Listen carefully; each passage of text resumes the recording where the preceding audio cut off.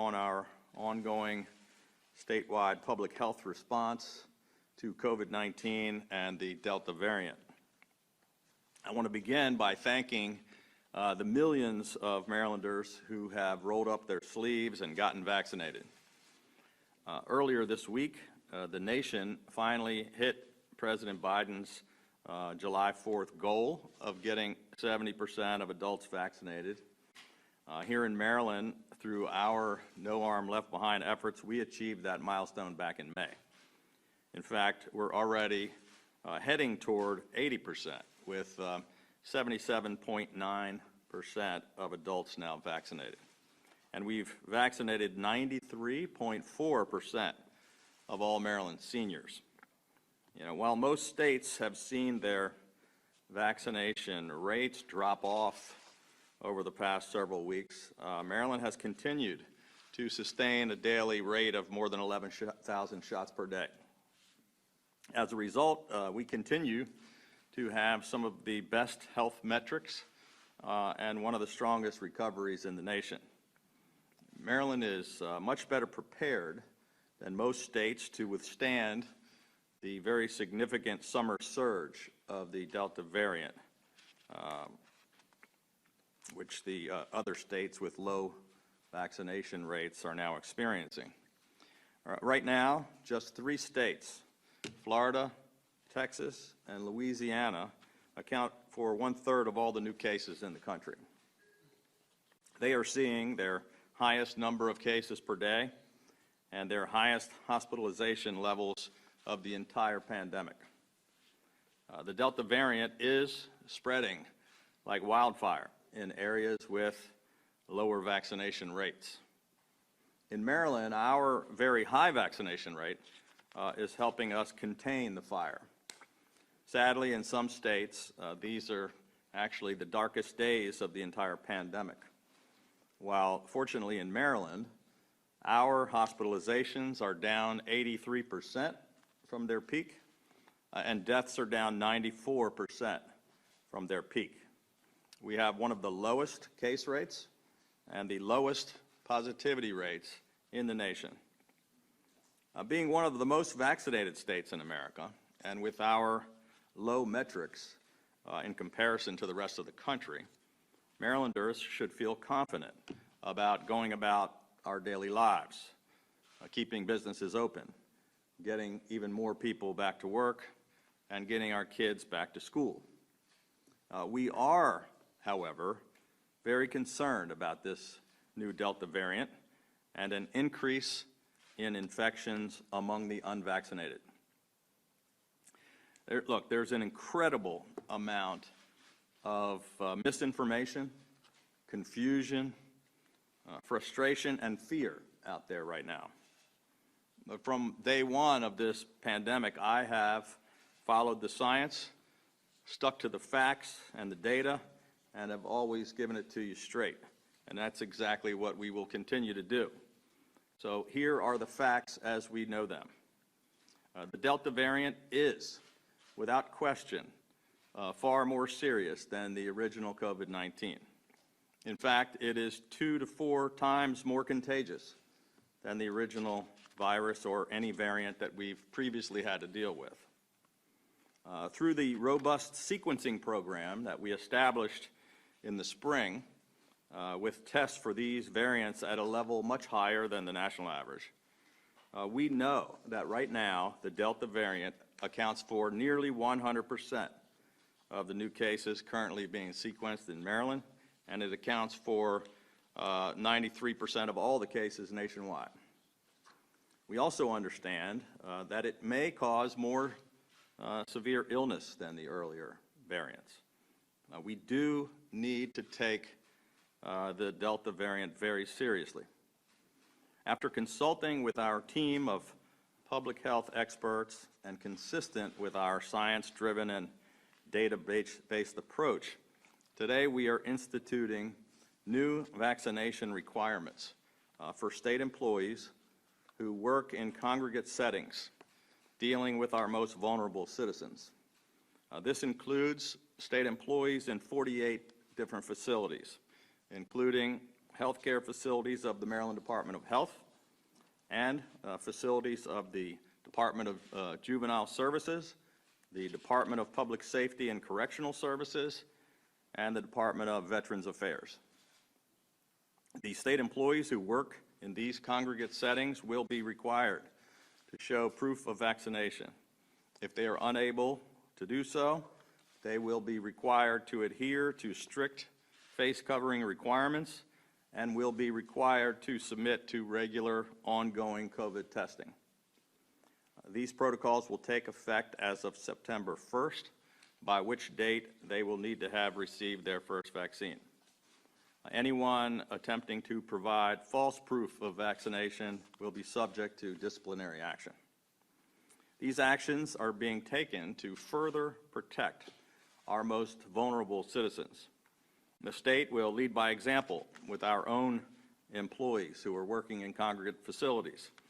But today we are also strongly urging the private operators of the state's 227 nursing homes to institute similar vaccination requirements for their employees, just as the state's major hospital systems have already done. While our data does not show infections among nursing home residents increasing, we are seeing an uptick in unvaccinated staff member infections, which was a consistent source of the earlier outbreaks among nursing home residents, which resulted in so many deaths. The Maryland Department of Health will consider taking further actions if necessary. Since May, when our mask mandate was lifted, the Maryland Department of Health has strongly recommended that unvaccinated individuals wear a face covering in indoor settings and situations where physical distancing cannot be maintained. And this continues to be the strong recommendation. Businesses and other workplaces across the state are able to set their own policies to protect public health as they deem appropriate, and we support their ability to make those decisions. The state is not imposing any new restrictions or mandates at this time. Mask mandates or shutdowns will not be able to eradicate the threat of the virus or this Delta variant. The purpose of those mitigation measures last year, when there was no vaccine or any kind of widespread testing or PPE, was to save lives and to keep hospitals from overflowing and to give our healthcare system time to expand capacity and to adapt. Since the beginning of this pandemic, I have repeatedly stated that our primary goal was preventing hospitalizations and deaths, and that continues to be our focus. Now, while hospitals in some less vaccinated states are peaking and at capacity, Maryland is not near any of the 3 pandemic triggers that we have instituted. We remain at very low levels of hospitalizations and well within our capacities. There is nothing more effective at saving lives and keeping people out of the hospital than the vaccines, which are doing exactly what they were designed to do, which is preventing serious illness, hospitalizations, and death. If you are among the nearly 78% of Maryland adults who have been vaccinated, your chances of getting sick and hospitalized are extremely low, and your chances of dying are almost non-existent. Less than 0.01% of those fully vaccinated in Maryland have been hospitalized, and less than 0.001 of those fully vaccinated in Maryland have died, which means 99.99% of those fully vaccinated have remained free of serious illness. Look, I don't care what misinformation or conspiracy theories that you have heard. The plain and simple fact is that these vaccines are working. If you're still unsure about the vaccines, here is the important fact for you to consider. nearly every single person hospitalized or dying with COVID-19 in Maryland right now is unvaccinated. Those of you who refuse to get vaccinated at this point are willfully and unnecessarily putting yourself and others at risk of hospitalization and death. You are the ones threatening the freedoms of all the rest of us, the freedom not to wear masks, to keep our businesses open, and to get our kids back in school. And tragically, it may be only a matter of time until you do get COVID-19. We're seeing heartbreaking reports across the country that the first thing so many people do after being hospitalized with a severe, life-threatening case of COVID is to beg the doctors and nurses for a vaccine. And sadly, by that point, it's too late. We do not want any Marylanders or any more Americans to become one of these preventable stories. So please, just get the damn vaccine. These vaccines are free, safe, they work, and they're widely available everywhere. Everywhere all across our state at thousands of distribution points, including hundreds of pharmacies and primary care providers. To find a vaccine near you, go to covidvax.maryland.gov or call 1-855-MD-GO-VAX, where our call center remains available 7 days a week. Maryland has now transitioned from the crisis phase of the state of emergency to a more sustained, ongoing, long-term public health management response. All of the things that you've repeatedly heard me talk about for the past 18 months, testing, tracing, PPE, hospital surge capacity, and vaccines, all of the infrastructure that never existed that we had to build from scratch, have now become part of the day-to-day response operations of state government. While the pandemic is currently under control in Maryland, the unfortunate reality is that COVID and its variants are going to be with us in one form or another for the foreseeable future.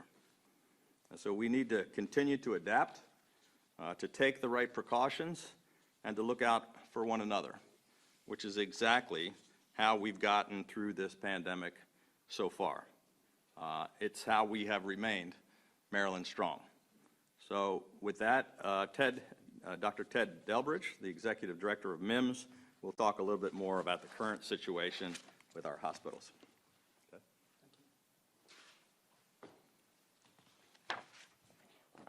Good afternoon, and thank you, Governor Hogan, for your continuing leadership. When first confronted with the challenges of COVID-19, we had clarity. This fight, this journey, was going to be much more like a marathon than a sprint, and certainly that has proven to be the case. Among our chief concerns has been the capacity of our healthcare system, including primary care networks and hospitals in Maryland, to accommodate surges of patients related to COVID-19. Until now, we have observed 4 waves of COVID-19 in our state, the most profound occurring during this past winter. During January, COVID-19 related hospitalizations throughout the state on several days exceeded 1,900 seriously ill people. To be certain, our healthcare system has been stressed. However, it continues to pass the test. This is a testament to the commitment and dedication of our emergency medical services clinicians in the field, primary care networks and their clinicians, and the tens of thousands of Marylanders who go to work in hospitals each and every day. Without doubt, we owe them our gratitude. They have put themselves in harm's way, often without knowing, as they have cared for those suffering from COVID-19. Unfortunately, they have been witness to the tragedy like nobody else. As we experienced a bit of reprieve earlier this summer, we did not take our eye off the ball. The facilities at Laurel Medical Center and the Washington Adventist Hospital in Tacoma Park continued to treat COVID-19 patients as they were established to do. The Critical Care Coordination Center, based at MEMS, with the collaborative expertise from a team of critical care physicians, continued to facilitate optimal intensive care resources for Marylanders in need. Now we are responding to a 5th wave of the pandemic. Since the beginning of July, COVID-19 related hospitalizations in Maryland have more than tripled. Today, there are 337 COVID-19 patients in Maryland hospitals, and 26% are in an intensive care unit.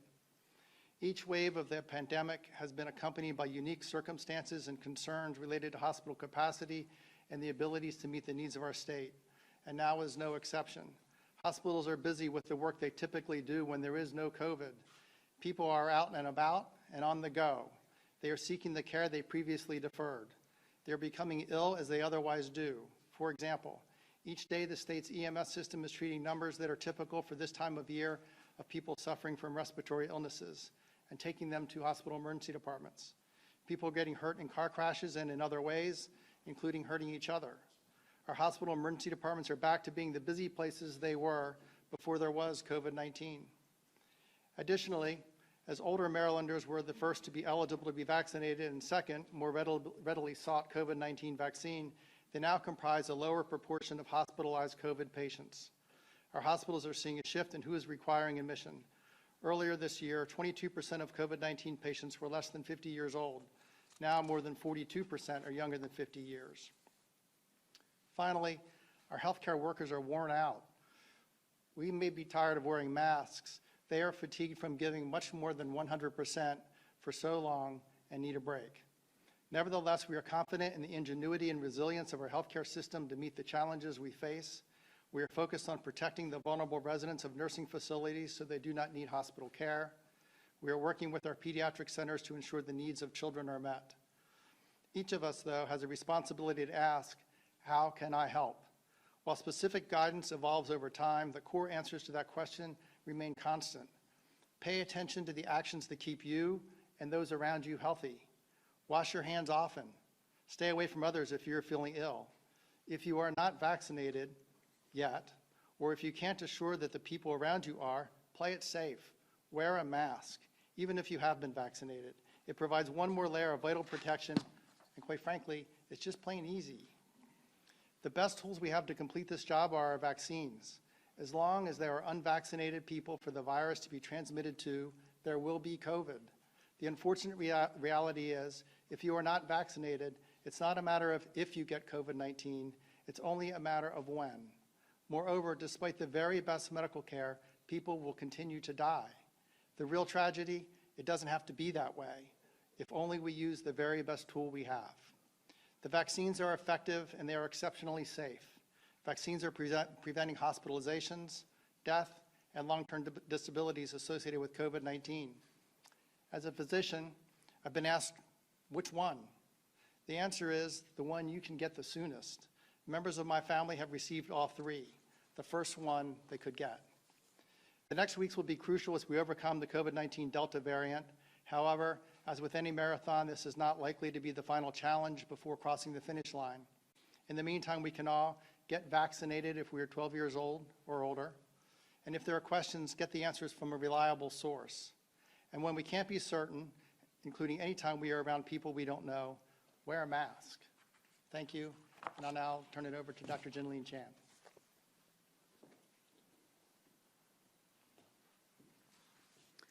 Thank you, Dr. Delbridge, and thank you, Governor Hogan, for both of your leadership throughout this pandemic. I've been really honored to work with both of you side by side. So good afternoon, everyone. I'd like to start by reiterating a lot of the points that Governor Hogan made in terms of this Delta variant that we're currently facing here in the state. We have seen an upsurge in the number of cases in the last few weeks, and it is being driven by Delta variant. As the governor said, it is 2 to 4 times more contagious than prior variants that we've seen or the original virus that came to us last spring. There are various aspects to this new virus, this Delta virus, that we are learning more about each and every day. And some of the new studies suggest that people infected with the Delta variant actually have a higher viral load, and so they can shed more virus. In addition, they may also be able to shed for a longer period of time so that they're contagious for a longer period of time. This may also be seen among vaccinated people, at least in some early studies, who may be infected with Delta and who may then be able to infect others. We're also seeing, as the governor mentioned, some early evidence that this variant may cause more severe disease among adults and possibly children, but there's no additional information. We continue to monitor this across the country as we hear those stories coming out of hospitals in Texas, Louisiana, and other states. As indicated, the proportion of these new cases is nearing 100%. It is the vast majority now. This is the predominant virus here in the state of Maryland, and it is spreading extremely rapidly, more so than prior viruses. Next slide, please. So I want to talk for a moment about vaccine breakthrough cases or post-vaccination infections. These cases are when a PCR test is positive in a person at least 14 days after they are fully vaccinated, so complete their series with a COVID-19 vaccine. Again, 2 doses if it was Pfizer or Moderna, or 1 dose of Johnson & Johnson. We have seen post-vaccination infections happen among vaccinated Marylanders as well as other people across the U.S. But this is something that has been expected all along. Not only with COVID vaccine do we see post-vaccination infections, but really with any vaccine, because there is no vaccine that's 100% effective. People should also expect that the number of post-vaccination infections will increase as the proportion of people who are vaccinated increases. It is important to keep in mind, and I wanted to reiterate this, I know the governor mentioned, is that the initial and primary purpose of COVID-19 vaccines and of our entire vaccination campaign, the first goal that we had was to prevent severe cases and death from COVID-19 disease above anything else. And this is exactly the benefit that we have been seeing since the springtime and continue to see now from the vaccine. The number of COVID-19 cases, hospitalizations, and deaths that will be prevented among vaccinated persons has far exceeded the number who may be affected. So next slide.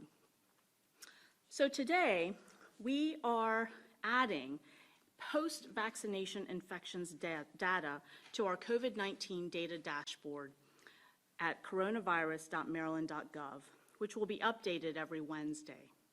We'll be doing this to further show how vaccines continue to be the most effective and critical tool that we have in preventing COVID-19 infections, serious illness, hospitalizations, and deaths.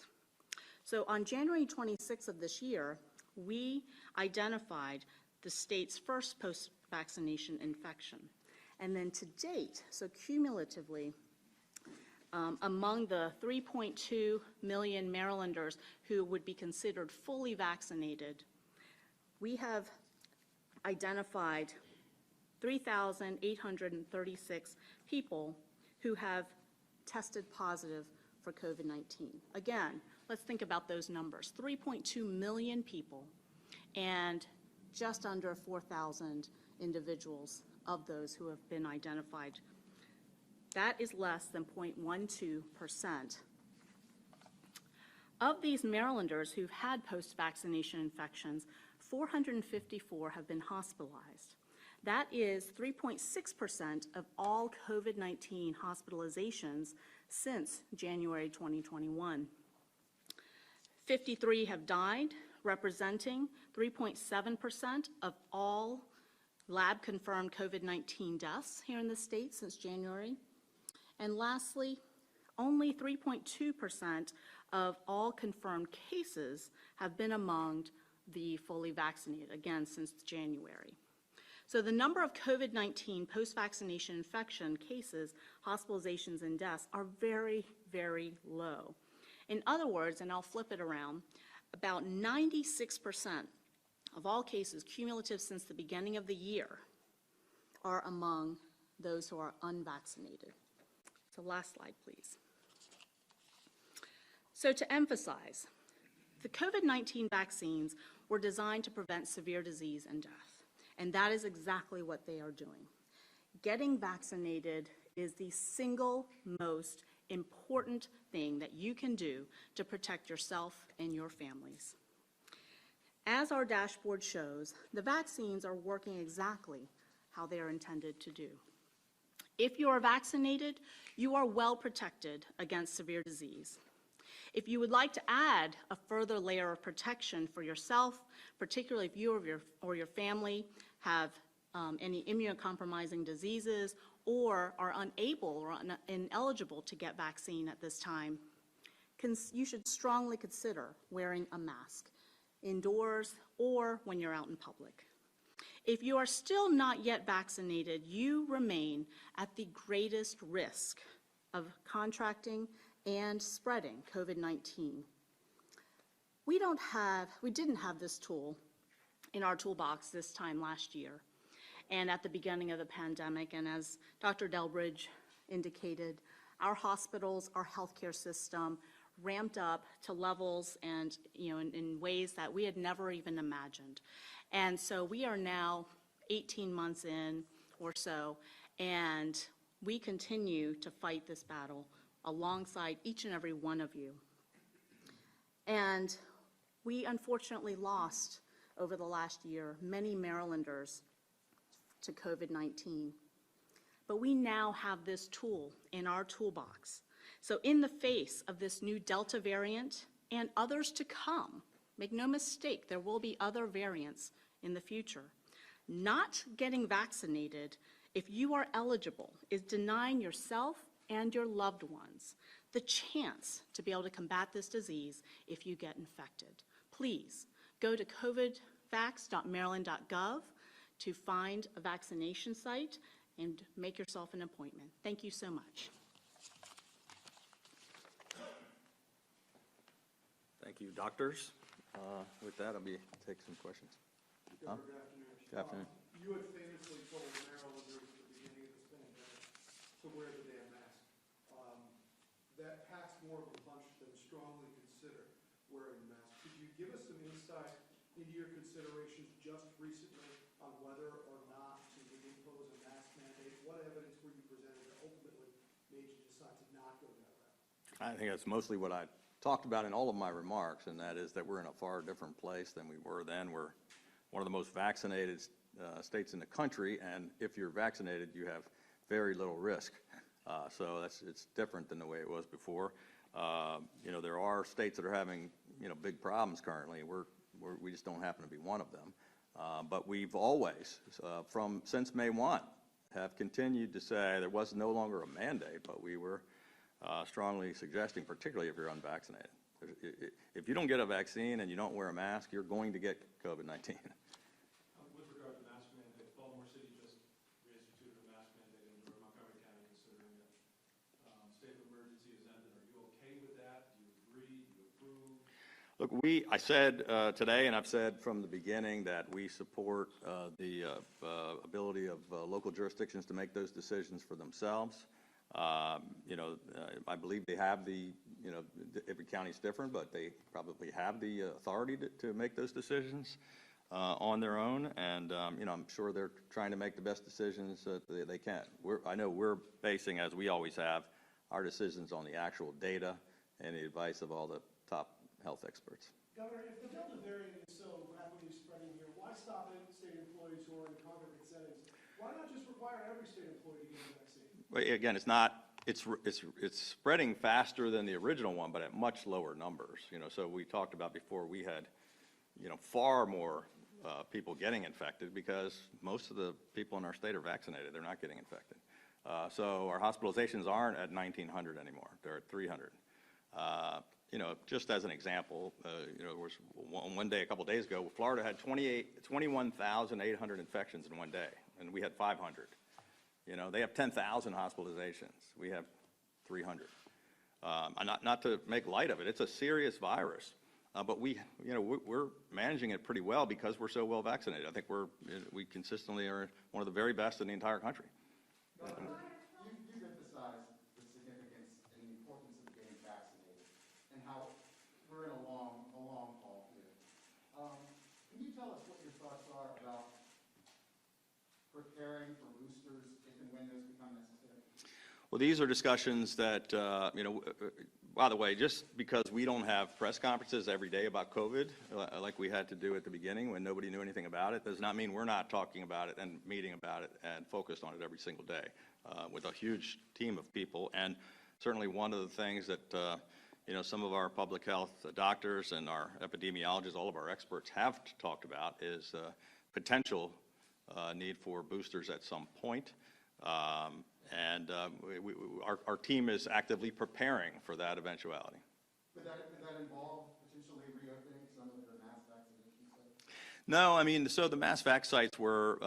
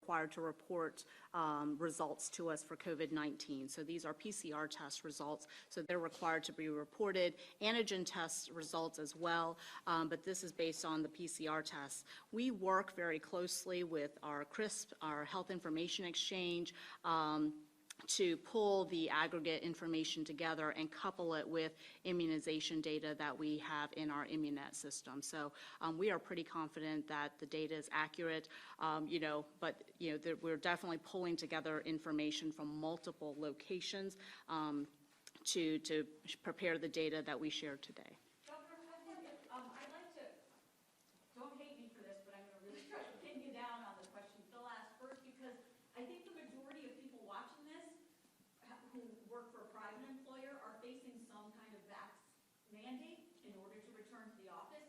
Are you saying, in essence, we don't need to go across all state government yet? We're not at that point yet? When could we hit that point? Do you have a timeline for that kind of transition in place that you're just not sharing with us yet? Most employers have not done it, but we're hoping that by leading by example today that more will, and we're encouraging more too. Some of our largest hospital systems have taken that action, but not all of them. And our nursing homes, which is our greatest concern, have not taken those actions. And so, these are the actions that we feel are appropriate today, given the facts and the data where it stands. But we watch it every single day, and we'll take whatever additional actions we believe are necessary when we believe they're necessary. Governor, piggyback off of Kate's question, I wondered whether there have been outbreaks in the congregate settings, and have you found a link to unvaccinated workers in those settings? I mentioned briefly, and I don't know if maybe Dr. Chan will maybe jump in on this, but we've seen a couple of nursing home, first of all, nursing home workers are at a very low vaccination rate compared to the state. That's a big concern. Luckily, our nursing home residents are vaccinated at one of the highest rates in the country, and almost 94%. So, but with some potential for breakthrough infections and with new people coming in who may not have gotten vaccinated, we're very concerned about the staff members. And we have had some outbreaks.